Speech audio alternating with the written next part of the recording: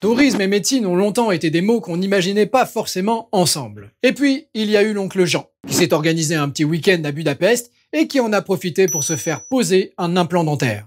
Il y a aussi Amélie, la voisine, qui est revenue de ses vacances en Pologne, sans lunettes. Elle se les a fait carottes. Mais non, elle a profité de son séjour pour se faire opérer de la myopie.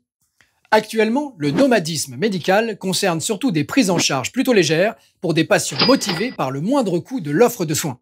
Mais demain, qui ne cherchera pas le meilleur hôpital européen pour une greffe de rein, la pose d'une prothèse de hanche ou même la prise en charge de son cancer? Ou tout autre problème médical, il y en a plein.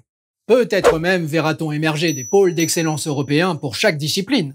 On ne sait pas. Pourtant, si passer les frontières pour se soigner va devenir de plus en plus commun, l'Union européenne semble peiner à prendre la mesure du bouleversement qui se prépare. En cas d'accident ou d'erreur médicale, par exemple, qui devra payer?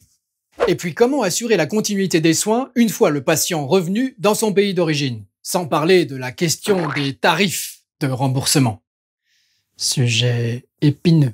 La France n'est pas en reste en matière de retard à l'allumage concernant le tourisme médical. Pourtant reconnu pour l'excellence de ses soins, l'Hexagone semble ignorer ce secteur en pleine croissance et potentielle source de rentabilité. Ainsi, en 2014, quand l'Allemagne enregistrait 2 milliards d'euros générés par des patients étrangers payants, la France était à 120 millions.